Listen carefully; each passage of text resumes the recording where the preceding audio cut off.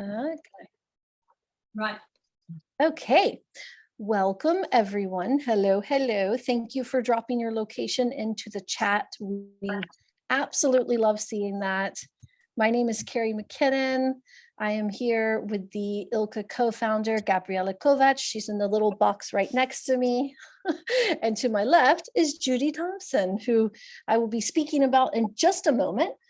Before we get to our main subject of the day, I would really like to talk about the International Language Coaching Association. Presumably, many of you have come to us from our mailing list already. If not, then please do go to our website, join the mailing list. We host other free events like this, usually at least once a month. We've got something going on. And for those of you that are interested in upskilling into language coaching, we have our Feel program, and it's on an incredible discount right now. We've never done it before. We're restarting live sessions at the very beginning of February. So if you're considering joining, or if you've been joining, or you've been thinking about it, please do so. Check us out, www.internationallanguagecoaching. Is it Language Coaching Association? I should know our URL, shouldn't I? Languagecoaching.com. Is that right? Yeah. Oh, languagecoachingassociation.com. Okay, that's us. Yes, I promise I know the website. I built it, but these things happen. Now, I'm very excited to introduce Judy Thompson, who had the great idea to raise your hand if you know Judy already. We were talking, well, what should we say to introduce you? She said, just ask them if they know me. And that being said, so I see a lot of hands being raised here. That is very indicative of the kind of creativity and humor and wisdom and no frills approach that Judy Thompson embodies. So she is an ILCA board member. Judy Thompson was actually part of the very beginning conversations about ILCA with Gabriela and myself before we were even a thing. And she's been an incredible support. She's an author. She's an absolute powerhouse, force to be reckoned with, I call her. And we're very, very excited to have her here today doing this event for all of you that have decided to join us. So that being said, Judy, I'm going to hand it all over to you. And thank you so much, everyone. I'm just going to share my screen. Is that okay? Yeah, go for it. Let's split a bit. Oh, there we are. Now, how about all the pictures on the side? Do you guys see all the pictures on the side, or should I do something about that? Do you see little faces on the right side of your screen, or you just see the PowerPoint? Yeah, we just see the, I can see everyone. Do you want me to try to make them go away? Make them go away. Is that something I should do? You know what? Let me see. Standard side by side.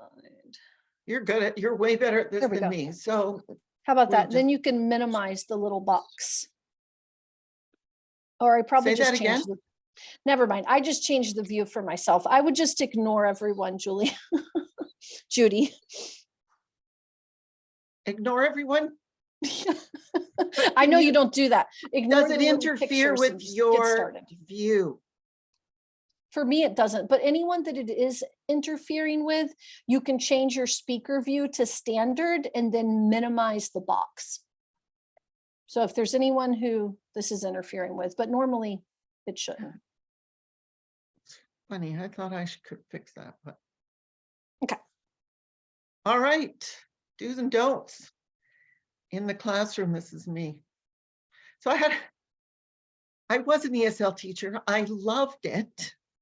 And I noticed really quickly that people didn't speak any better after they left, certainly not more confidently, and usually not even noticeably differently than the first day of school, then sometimes after years.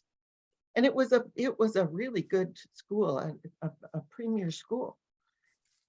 So since most of them were coming to me to learn to speak English, that wasn't fine with me. And I made a course, and then they all started speaking English fast in one 10-week cycle, and they got jobs, and it drove the school insane.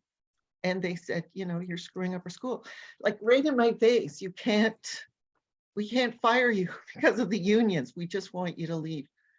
And I thought, shoot, it was the day that I was expecting a good job, Judy. That it was the best, the most deserved good job, Judy day in my whole life when no one enrolled in the next class. Right? No, kicked out, fired. So I was definitely in the wrong place, but it all worked out. This is distracting the hell out of me. There must be something I can do, isn't there? Or No? it's the people's video that's distracting you? Yeah, all your little faces are on my screen. I don't know how to make it go away for your screen. Judy, change your view to side by side gallery. Can you do that? Can you go to your view button and change it to side by side gallery? And you are sharing screen. New share, In pause, the share. top right hand corner, it says view. Not when I'm sharing my screen. I don't have that choice. Should I unshare my screen and share it again? I mean, the other thing you could do if people's faces are in the way is just like close the little box, like close it into, it should just be like one small text box. Ta-da! Done? Winner! Okay, cool. So these are that we're going to talk about, and these are huge. The 4 A's that are missing from traditional or industrial education, because this is where coaching comes in. This is what the upscale part means to address those areas, and they're critical. So they're wide open. How to sneak these elements into your classroom without getting fired is something else we're going to talk about. My wheelhouse is pronunciation. So you're going to see a lot of these things apply to literally any subject, but there's going to be a little chatty about, I'll always go back to pronunciation. And then there was a specific request to stream ESL teachers and non-native business professionals. So some are clients, which we affectionately call students and clients. And that's what the dollar sign, as soon as they're clients, that's what all the dollar signs are for. Stay tuned. So hands up, I can't see this because I just closed my little window screen. I really want to see this. If it's a majority or whatever, I can tell you. How many here are English teachers, are ESL teachers? Carrie, if you could just, do you guys know how to raise your hand? 1, 2, 3 raised hands, 4. And to raise your hand, 5, 6, 7. Okay. I love it. 8, 9, 10. Yeah. 11. Yeah, a lot. Very cool. Oops. This is definitely trending towards that. Yeah, I can't even see this. Many in the chats have also dropped that in, that they are. All right. And finally, is anybody considering a change or a pivot in their language teaching career? Yeah, drop that in the chat for us. Are you considering a change or pivot? Oh, thank you, Karen. And when we start talking about money, you might consider it after today. So the 4 A's, this is it, all and everything. So assessment, real assessment, and we're going to spend a lot of time talking about that. Who are you? What are your values? What are your strengths? What are your weaknesses? What do you need from me? Architecture is a word that starts with A for customization, because that makes them all A's. So that's customization. Accountability. As an ESL teacher, all those teachers that worked with me, who I loved, got paid the same, even though no one spoke English when they were done with it. Even though they stayed in our classes for years, we not only got paid the same, we got raises. There is no accountability in teaching in any industrial education. We all get paid the same, and most of us whine about it. But we don't do a spectacularly good job, which is interesting. And autonomy, they have to do it when we're not there. That's the whole point. So the assessment, who are you? conditions, strengths, weaknesses. What do you need? How can I serve you? How can I serve you on your purpose, on your journey, what you're trying to do? Culture is huge. Culture and conventions, body language, self-confidence, gender roles. So, like conventions, how close do people stand together? Whose turn is it in to talk? Is there a difference in male roles and females in your culture? And on a continuum, in generalities, which forgive me, like a male Spanish speaker is more open, more willing to make mistakes. His personal space is zero. He'll meet you and push you. He comes right into your space like this.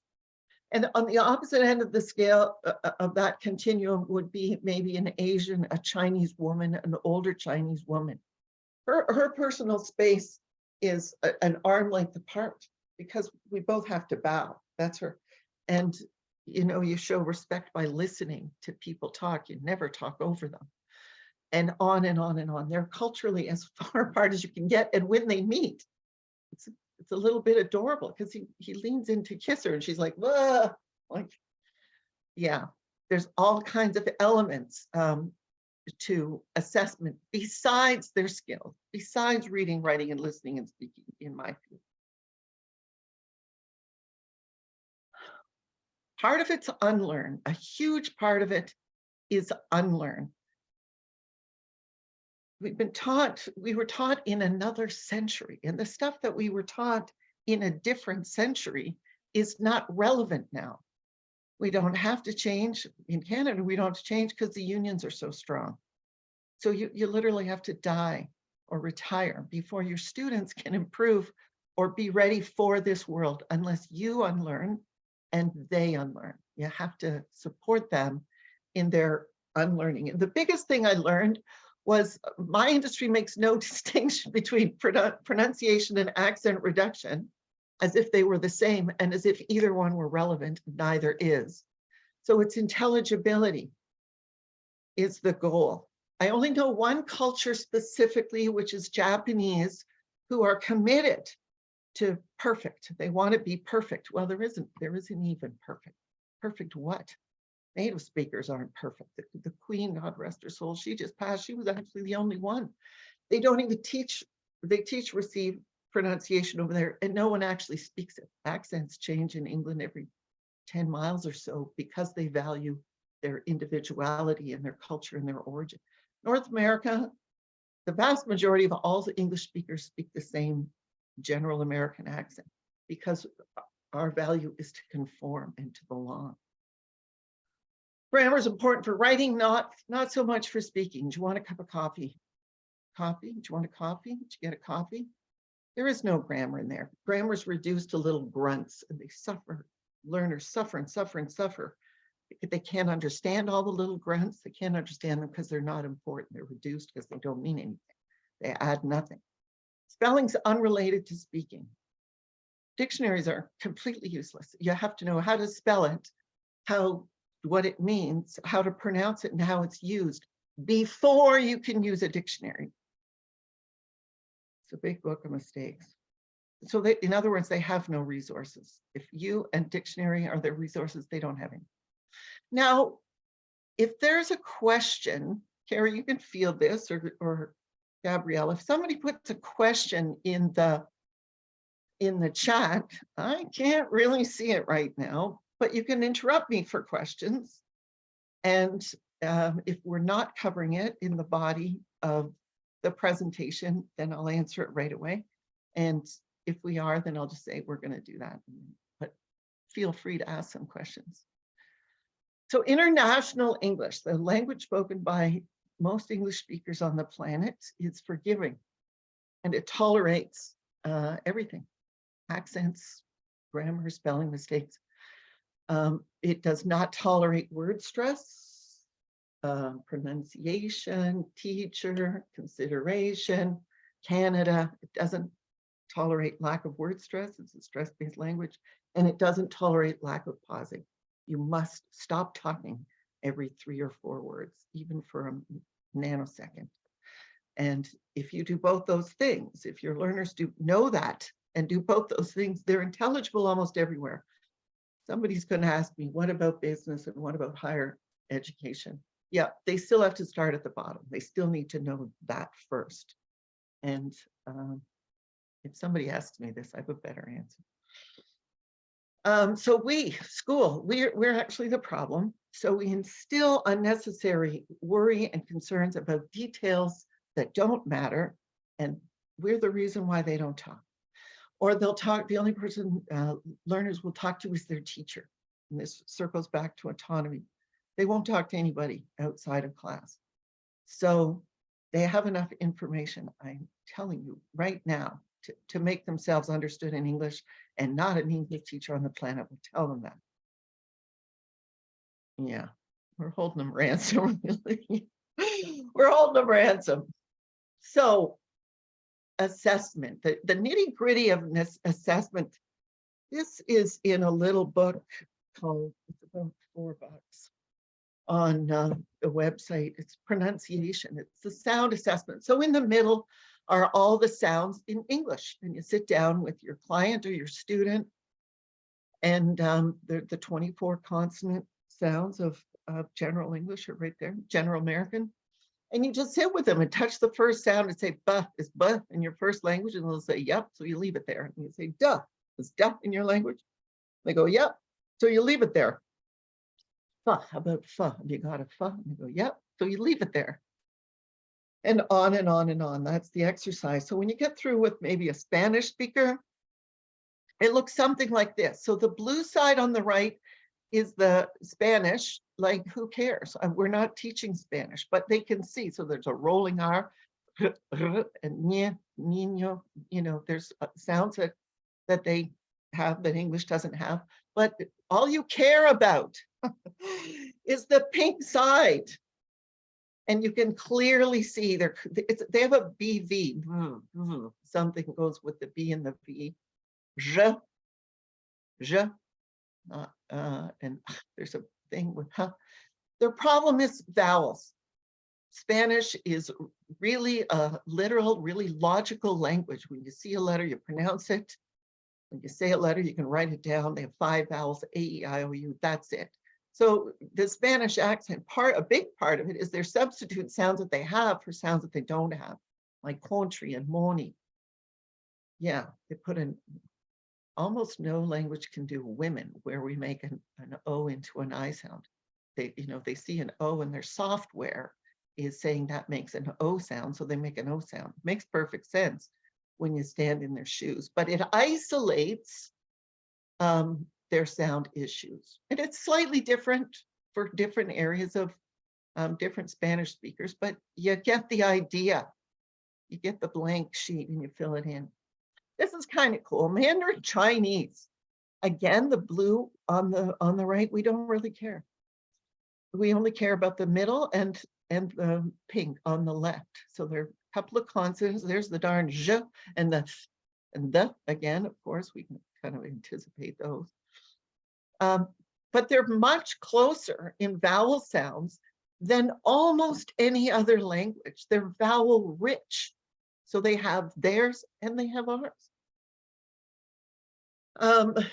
This is interesting. French, in the languages that I've encountered, and there's been lots, French is the most different from English. So French has 24 consonant sounds, 16 vowel sounds, but they have 8 nasal vowels, mon and wen.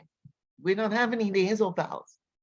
So that the similarity ends there. The French sound family is the most different from English, and we'll do all the big guys. The issue with the Mandarin Chinese is the word stress and the pausing, sometimes final consonants too. Arabic, there we go. They're consonant rich, a lot of stop sounds, little or no word stress, or not. They use word stress differently, which kind of obviates it. And their vowels are malleable. It depends on their accent and depends on the consonant sound with it that accompanies it. So they're consonant rich. Is the only consonant they're missing. Isn't that freaking amazing? Like, you guys better be nodding your heads over there. This is what they need. This is a picture of what they need, and where to focus your intention instead of wasting their time and boring them senseless, teaching them sounds they already have. It's because we didn't bother to assess. So assessment is all and everything, and it determines everything that happens in class or with your individual after that. So do focus on their areas of weakness. Pronunciation, only the sounds they're missing. And in short, they're olive, mustard, and purple. Those are killers. And right behind them, the other short vowels, and Those are them. Those are your problems right there.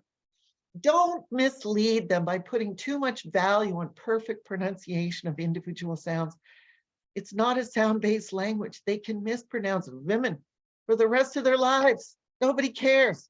No meaning is lost. And that's the difference between intelligibility and pronunciation. So if it's impeding their intelligibility, or they have a personal preference to improve their pronunciation, probably because they've been misinformed by a teacher, go ahead, do that. Do it. You should be able to do that, but I never do. So the context carries the day, not pronunciation or accent. So there's a little chart there about what makes conversation works. A lot of listening and watching. You're watching the body language, you're watching the situation. What do you think they want? You're usually right. There's a little bit there for strategies.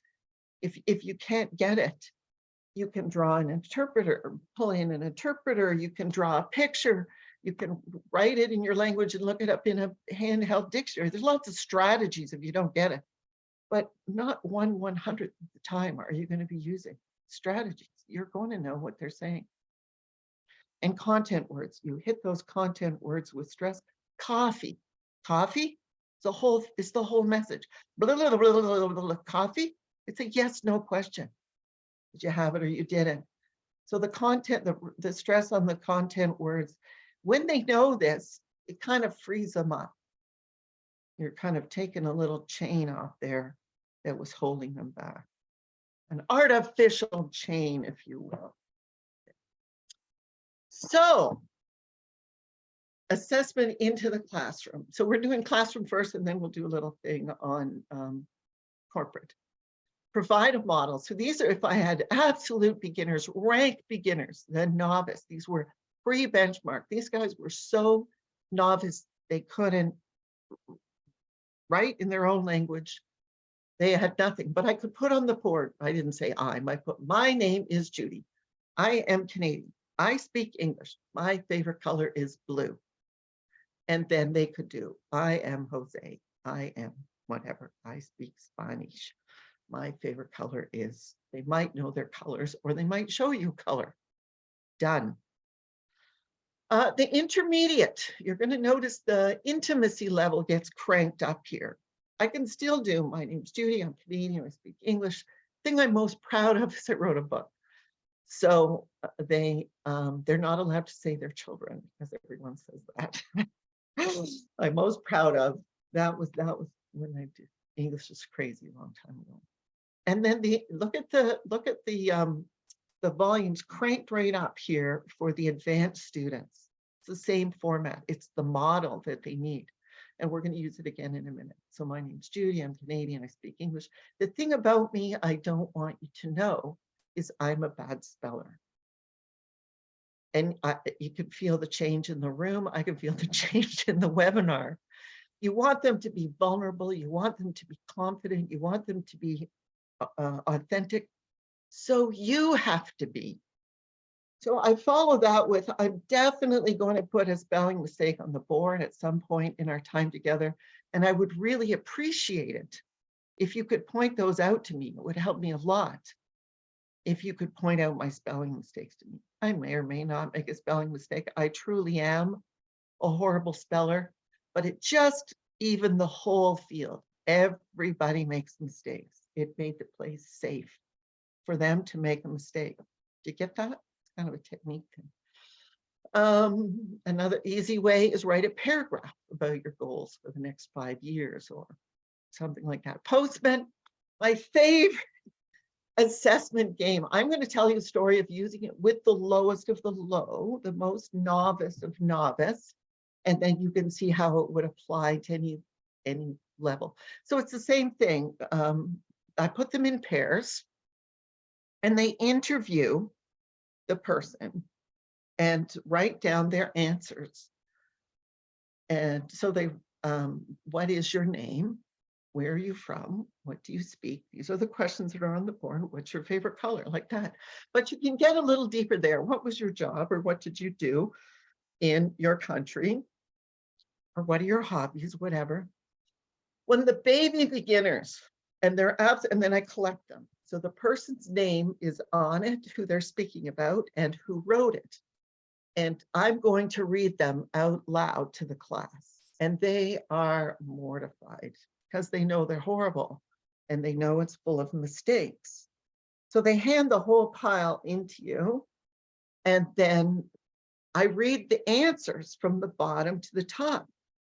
So I read, I was a pharmacist, or I was an architect in my country. In my spare time, I like to play soccer and do art. You know, architect is written on my page in about 4 consonants. Like, they have no idea how to spell architect. I barely do. So it doesn't matter. You know, I'm the filter, I'm the controller, I'm the master. So I read the sentence as if it was perfect. You get that? I know what the question is. It's on the board. Everybody knows what the question is. So you read it perfectly, and then you thank the person who wrote. And then by the time you get to the beginning, then they guess. See if they can guess. They don't say my name is. You see if they guess, and they can or they can't. But they know so much about that person that they've heard their little story. And then I thank the person who did the interview. And, you know, that was a great job. Thanks so much. And they're all full of confidence and beaming. Do you get that? Yeah. Oh, All right. Judy, so Pardon? move on. There's a question which I think might be relevant here. Okay. Awesome. If I may. Okay. Are there any additional aspects we need to focus on when coaching speaking for online communication? I don't remember. Ask me that at the end. Okay, we'll ask at the end. All right. Okay. Sorry. That's okay. Okay, fine. And then the corporate. So HR is hiring you, and they'll give you a sense of the client and their issues before they hire you. I do a reading and writing, reading comprehension and writing assignment first. I don't really care how they read and write. For the writing, I want to see if they're using expressions and things that would translate. That's a high fluency marker. To see if they make a joke, that's a high fluency marker. I don't fix anybody's reading or writing, but HR needs a comprehensive assessment of this person, even though they're clear, the part that you're hired to fix. You know what their issues are before they start. If they're Chinese, you know, this is how accents are imitatable, because the pattern, the software that's running behind their English is the same. So you know what their issues are. The assessment is literally validating what you thought, especially if you've done a lot of hundreds and hundreds of assessments. As soon as they say where they're from, you know what their assessment's going to be. They need a paper trail. They're paying for the paper trail, and you write it out for them, because that's how business works. Except they give you a ridiculous amount of money. You can ask me about that later if you want. So do stay in your lane, find your niche, and deliver it better than anyone else. Don't try to be all things to all learners. I don't go to their reading and writing at all. I don't even really go to their accent. Okay. Architecture. here's the assessment. I said, I'm going to say it again. Assessment determines everything. The architecture or the customization of your class or your time with your client is dictated by the assessment. You have credibility when you give a good assessment and feedback. Break it down and say, this part here indicates this, this, and this needs some work. This part here indicates this, this, and this, and we're going to do that first. It's a priority thing. And you send that off to HR. I asked them, what will success look like to you? What do you expect from me? And they're often very, very specific. People will stop asking me to repeat myself. I had a police officer, they wouldn't let him graduate to detective because he was unintelligible on the speaker to the dispatcher. And he was a phenomenal detective. And he had to ride with somebody to be understood on the thing. So yeah, he took that a Sheridan College course that I wrote, and he got hired. You know, there's a specific marker, and they know the moment it's gone. And I always say, you tell me when that thing that you said that I was going to do with you, when that happens, I want you to call me and tell me, because it's a great moment for me. And they do, and they write you letters and they say, I got hired. They can understand it, right? Specific, measurable result. You fulfill it. Do prioritize. This is about pronunciation. Confidence over skills by constant validation. I heard what you said there. It's a little bit of an issue with the P, but you know, and we'll look at it briefly, and I'll give you an exercise. But truly, your intelligibility is excellent. So if you make that distinction for them, I heard your P issue. I heard your TH issue. I heard it. There's an exercise. You can do it if you want, but your intelligibility is excellent. It makes them try really hard. They'll try for you when you see what's right instead of what's wrong. So prioritize confidence over skills. Don't nitpick. So when you give them the whole picture, I can mention it once or twice, or if they ask me specifically, is my whatever sound or is my word stress better? Then yeah, go there. Otherwise, you know, barrel onward. They have bigger stuff, bigger fish to fry. They're going to be fine because you're also fixing their hearing. They're going to hear it in others, and they're going to hear it in themselves. A lot of reasons why their pronunciation is weak is because they hear it through the filter of their first language. So when they get the distinction, you know, Vietnamese does this and English does this, they can make an English choice that they can't make without the awareness. And then they can choose it or not choose it. So ultimately, the accountability is theirs. It isn't really mine. You have to make it possible for them to do better. For business, I offer a money back guarantee, and no one's ever asked for their money back. Accountability, they tell me when we're done because they know, okay, I'm good. I could lead a meeting in English. I was so self-conscious about my accent or my grammar. I couldn't, and I'm supposed to lead a meeting in New York. And that's a crisis of confidence. If there is truly an issue, I'll address it with them, but that's an unlearning issue right there. Yeah, they tell me when they experience it.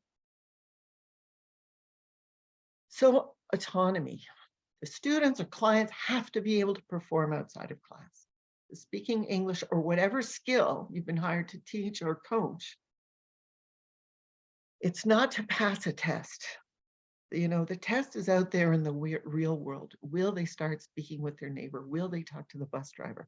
Will they ask they don't even show up for parent-teacher night for their own kids because they're so intimidated by their own speaking. You know, so when they start doing those things, then winner. It isn't really a test. You can test them if you want. But so when you unburden them with what isn't important, focus on what matters to them, prioritize the most critical features of intelligibility, autonomy. They will do it. They will do it. I hear it called active education and active learning. There's a couple more, learn by doing. They're all versions of learn by doing, which makes a big difference. So get them out talking to the community.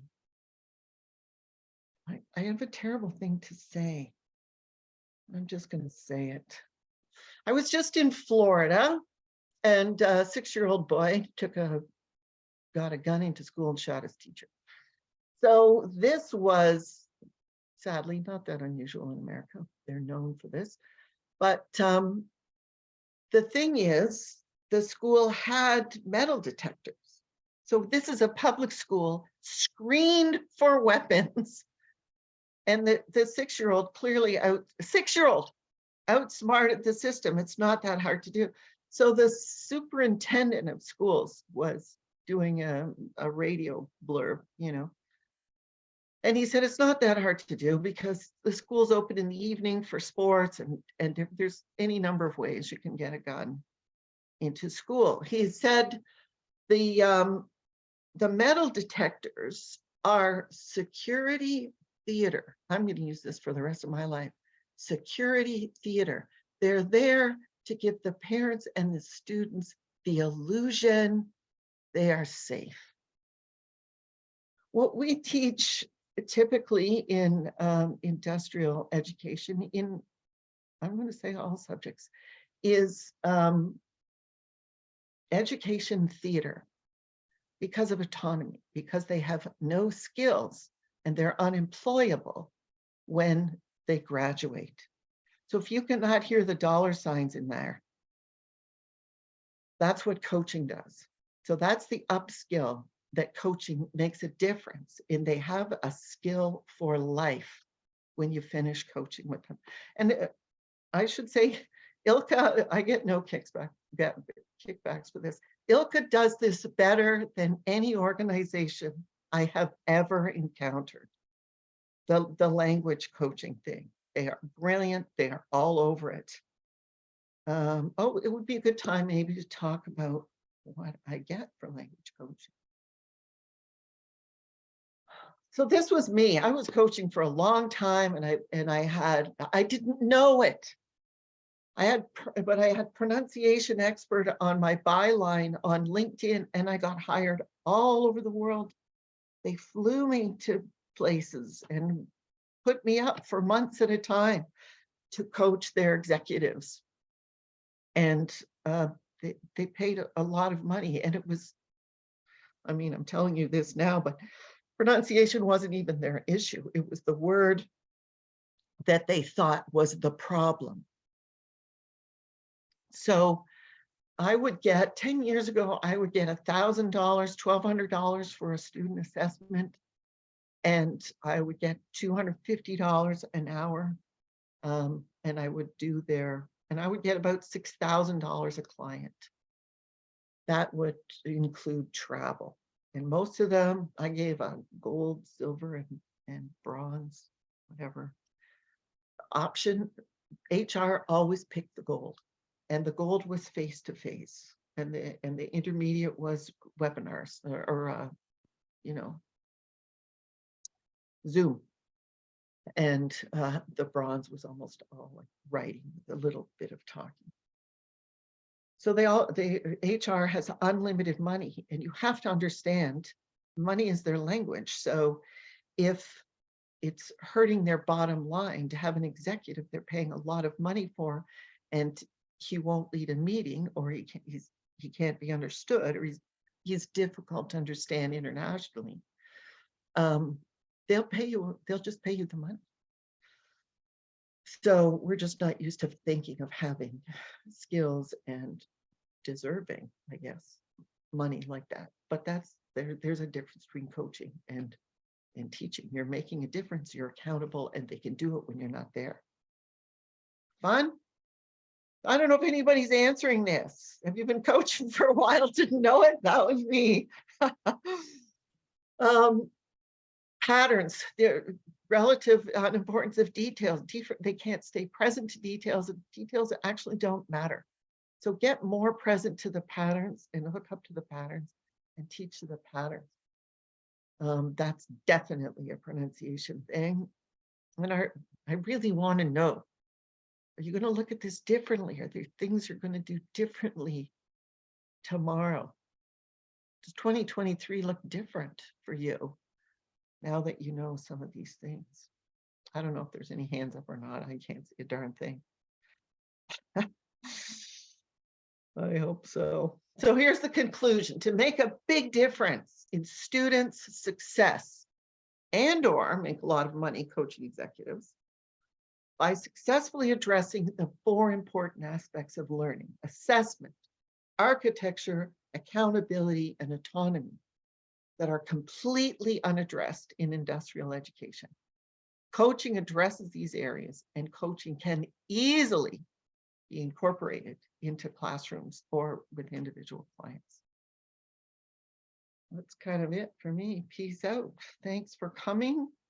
See if I wrote myself any. The irony to me is that I taught you that and didn't coach it, but I'm stuck in the idea that more information is more value. That isn't always true, and it's certainly not true with coaching. So I just taught you that. Sorry. There's lots of stuff on thompsonlanguagecenter.com. And thank you for inviting me. Thank you very much for being here. Done and done. Yeah. Stop share, or do you want them to read this for a minute? All right. Okay. Yeah, of course.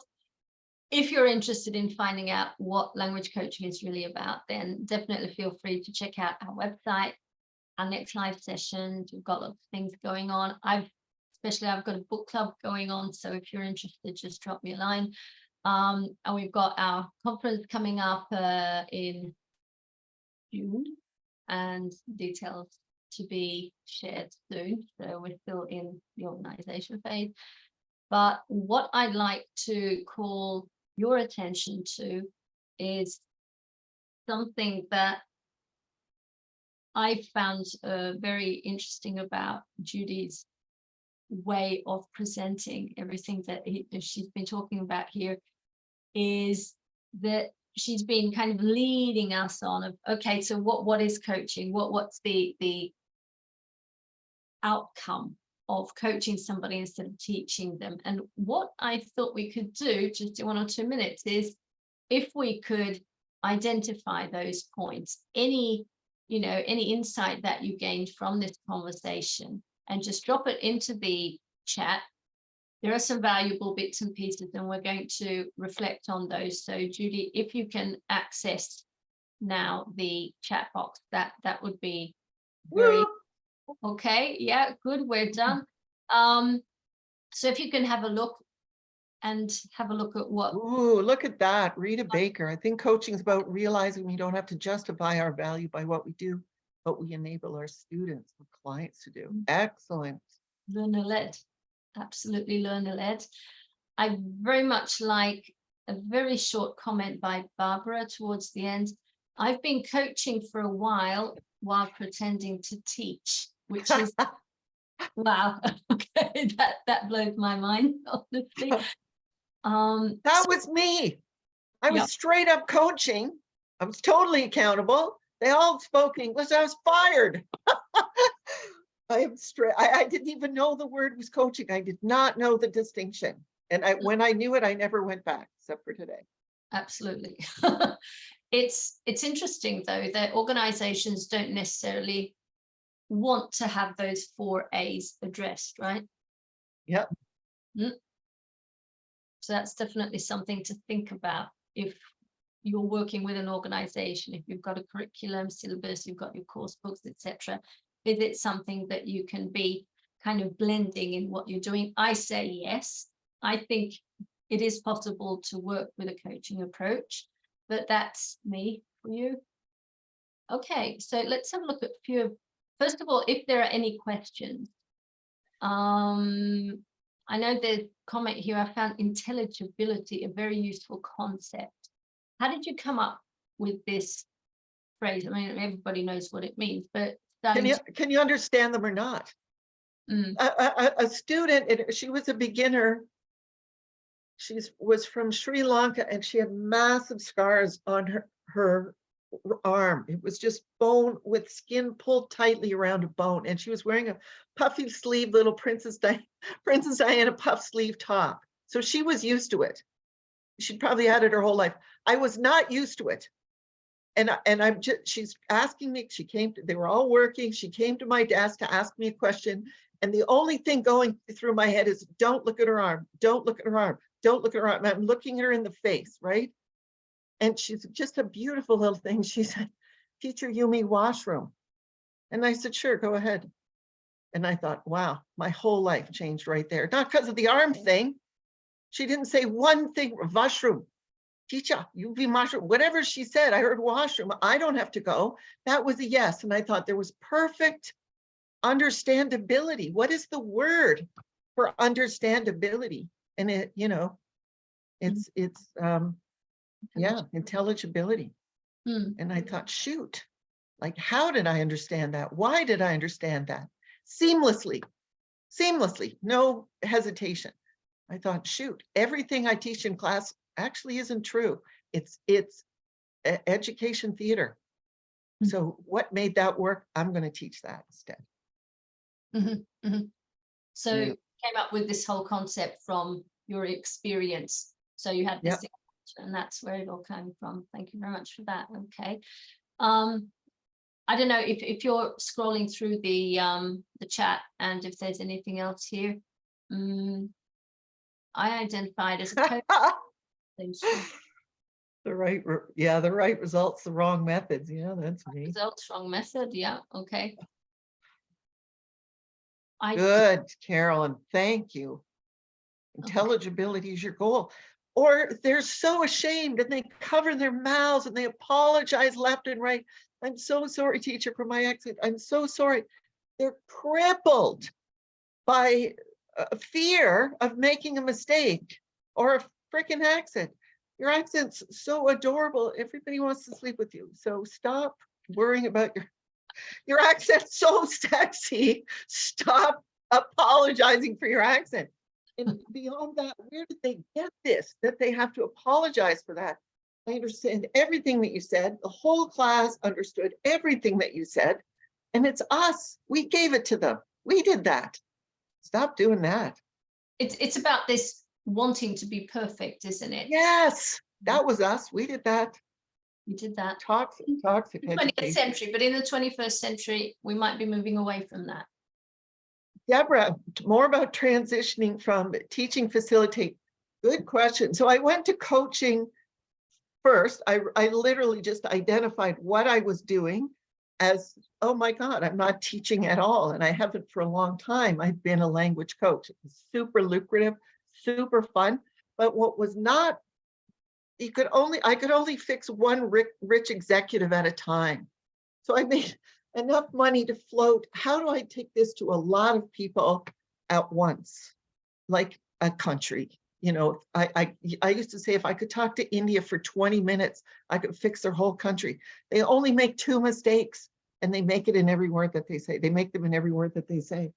So I wanted to scale it. So Wiz Tango education platform contacted me and we were a fit. My stuff fit perfectly into their platform, and we started piloting it in India and Japan and places like that, Vietnam, and it was super successful and I could reach a lot of people at once. And they don't coach, they facilitate. So they give the exercise first. What is that? Asynchronous.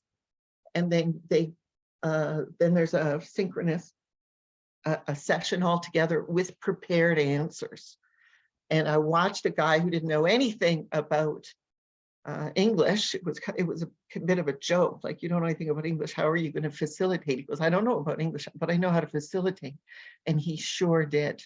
And he made them all feel great. And he filled them all with confidence. And they got better every single time. It was mind blowing. And a lot of the teachers, after the first session, the teachers were going, Here's a trick question, you guys. There was an India, I say East India, but an Indian kindergarten teacher. How many students in her class? How many students in a kindergarten class in India?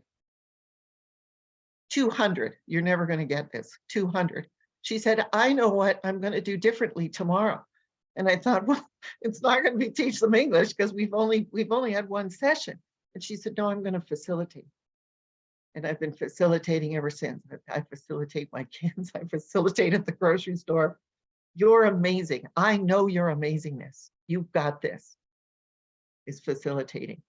You're wrong. You missed that point. Try again. That's teaching. I will never do that again, except for today.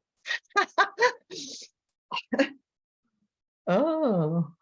Looking at the questions here. Yeah. So how to talk to HR about getting paid for facilitating intelligibility.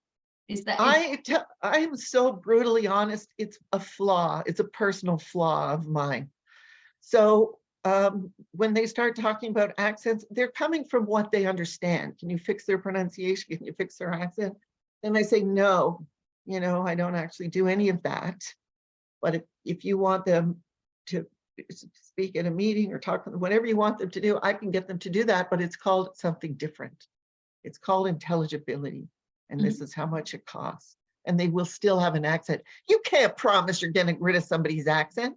And when the goal is intelligibility, it takes maybe 8, maybe 10 lessons, and it's fixed. If your goal is accent reduction, it never ends, it takes forever. And the intelligibility is no different. I did an app that measures them both at the same time. Yeah. Saving a lot of time for the company. You save a lot of time, you save them a ton of money, you can charge whatever you want. You're the answer to their dreams. Ooh. Okay. One or two questions here towards the end. Oh yeah, I met Deborah. Mm-hmm. Yeah, creating a safe space. Teachers are really good at this. We love them and we care. And we do it kind of naturally, but it kind of tags it. So a safe, the Timothy, I think maybe R. Clark's psychologically safest, do I belong here? I'm like, do I even belong in this course? And the second one is, can I receive? Can I learn anything? The third stage, they haven't even said anything yet. The third stage of safety is contribute. And the final stage of safety is challenge. So when you get a student and they say, I don't think so, or what about this? You pat yourself on the back because you made this space the safest space it could possibly be. Right? That's not teaching. You don't challenge your teacher. You don't challenge industrial education. You don't even ask questions. You do what you're told and think what you're told to think. Okay. Yep, Carolyn, yep, music does help that. I got a whole playlist, Any Man of Mine. Yep, music for sure. I use a lot of cowboy music because they can distinguish the words, or even Lady Gaga. The end, the end, the end, the end, the end, the end, the end. I'm at the edge of glory. Yeah, if they can understand the words, it helps them a lot. Right. Okay. Yeah. Okay. Lemon tree. Yeah, lemon tree is nice. Yeah, absolutely. We like lemon tree. Is there anyone who would like to ask a question, turning on their camera and just feeling free to share anything? Oh, Andrea, I love you. I love you. And to speak to charge a lot of money as well. Yes, absolutely. Just Yeah. chat. Yes. Yeah. Yeah. Charge corporate rates. Charge whatever they would pay in a consultant for any other consulting thing. Exactly. So a corporate secretary will tell you what consulting fees are. Charge those. It's like $400 an hour now.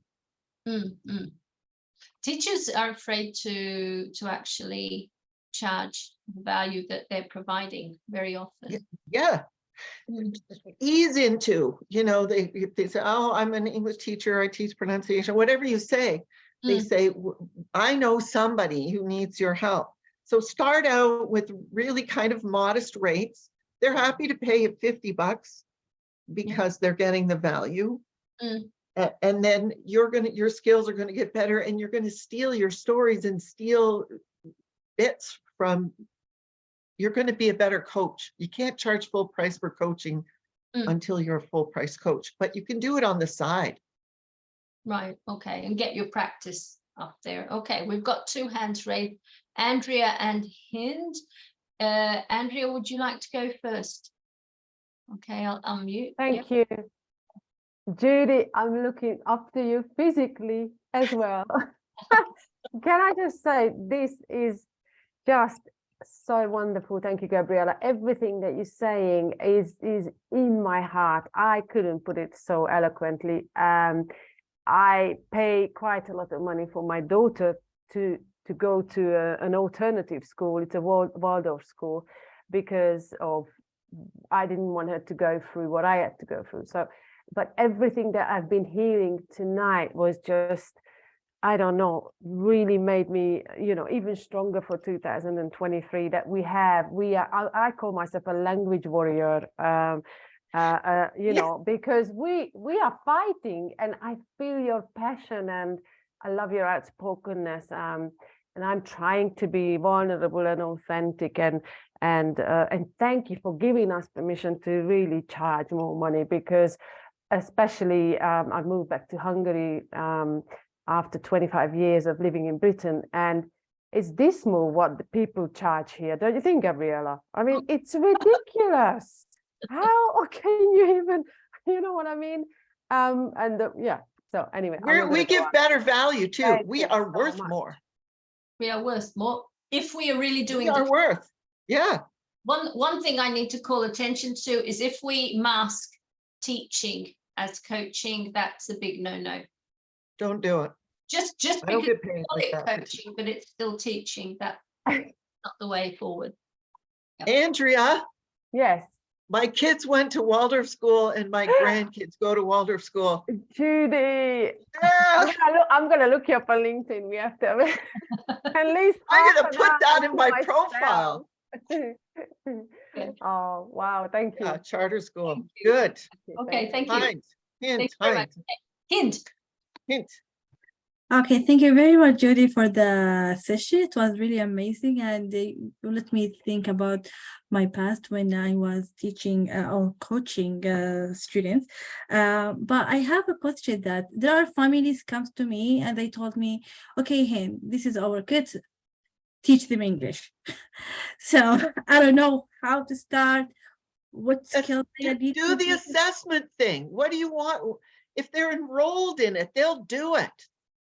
So if it's their hobby and they want to follow soccer on television, I don't know, then do that. You'll find a whole bunch of students in your class are interested in art. A lot of them like math, do math in English.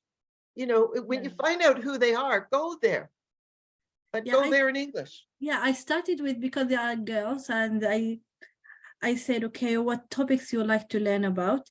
What thing that you like to do? They told me we like makeup, we like coloring, and so I said, okay, that's good. Okay, so I brought some vocabulary, and I started to ask, but I didn't know how to make a conversation very well. They're really do that. It's active. This is the active learning thing. So don't talk about makeup. Have a makeup specialist come in, or a beautician come in, and she'll talk to them, and they'll all put on mascara and lipstick, and this is a good color for you, and this is why. And the whole conversation is because they're getting some makeup on. Yeah. And we started to have physical games, but we try to speak only English. And because I don't follow a real curriculum or something, I know because it's coaching, and their family think I'm going to teach grammar, teach speaking, but I'm using more like active. That's a fine line. And I do it the opposite. I do the grammar that we used today was this. I don't start with grammar. I start with makeup. When we're doing fractions, we make pancakes. That's what a half a cup looks like, or we do Legos. And when we're doing history, we do a play. They do the history of their country themselves. Yeah, yeah. Stars, and then, oh yeah, today we talked about the past.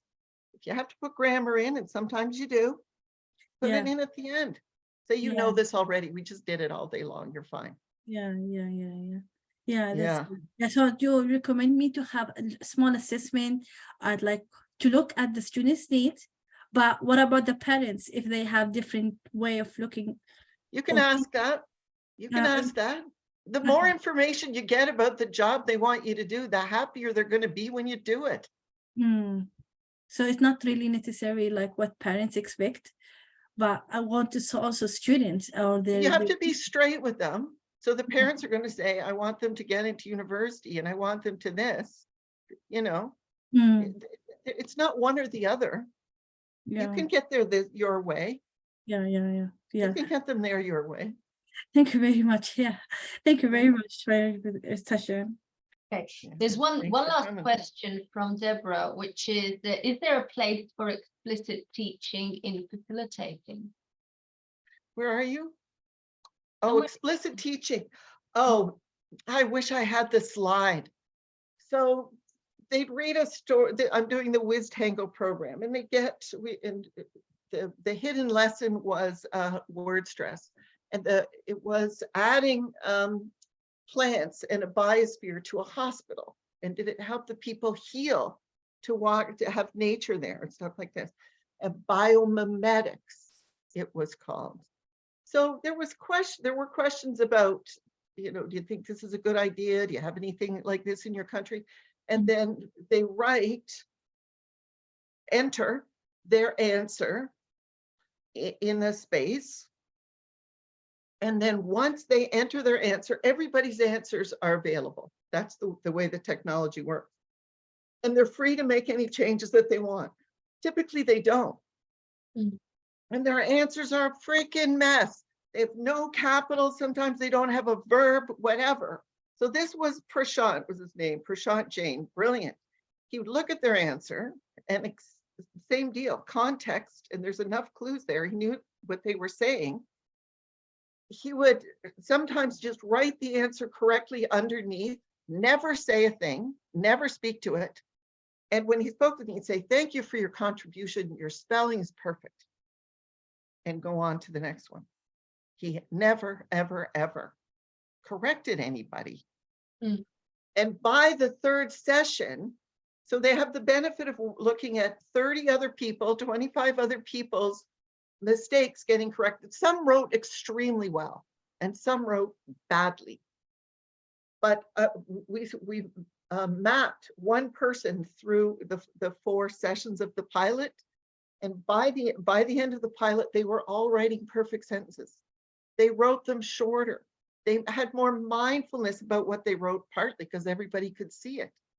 They simplified their ideas and wrote several smaller sentences instead of a big sentence.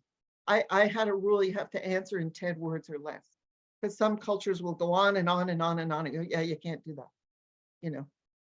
And you certainly can't do that in conversation. You have 10 words to say your point, and then it's someone else's turn. So the disciplining their mind, you have to say 10 words or less. So that's how facilitation worked, and it was unbelievable. What was the question? Grammar. Oh, then I did ED, but I was doing mine was a pronunciation course. So I'm doing the pronunciation of ED as or an ed. So grammar went in there incidentally like that. Yes, it did get covered, but there weren't, but yeah. Yeah, Okay, it's thank pretty, you. yeah. Okay. I'm just looking if there are any more questions. Lots of thank yous now. I think we're kind of nearing to the end. Rita had this comment of our brains are designed to learn, and when we learn, then there are different levels that start increasing in our minds, and learning sticks when it's fun, and that's what the parents need to know. I think this is for him. So when the parent understands that there's a connection between Yes. grammar or whatever, but when they love what they're doing, when they're motivated, internally motivated to connect with the teacher and really have fun and enjoy the lesson, that's when the learning is going to take place. And they bring it home. They bring it home. Mm. And that never happened before. And the parents will notice the difference. Yeah. Yeah, absolutely. So thank you all very, very much for your contributions. All the comments, there's like, I don't know how many comments, lots and lots here, lots of thank yous. Thank you for taking the time out of your busy schedules. As teachers, we know that's not an easy thing, as trainers, as coaches. Hopefully we'll be seeing you in the next one. We're planning to do one every month or every second month. It depends on the speakers and on, you know, organizing everything. We're organizing our conference in June in Paris, so that's going to be something to look forward to. And we're starting our field program 1st February, so do join in if you have the commitment and the motivation to learn about coaching in more depth. So we're really looking forward to seeing everybody there.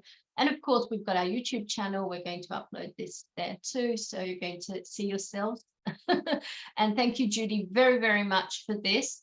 It's an area which is not often discussed when we're talking about supporting our learners to speak with more confidence. It's a different aspect. It's another twist on this approach to teaching our learners. So thank you very much for this, and hopefully we'll be seeing you in the future again. So thank you everyone for being here. I'm going to close this session now. If you've got any more questions, anything else, then do send us an email. Our email is on the website, LinkedIn. Get connected with us on social media, and thank you again everyone for being here, contributing so nicely. So goodbye. Thank you. Bye. Bye-bye. Thanks. Thank you.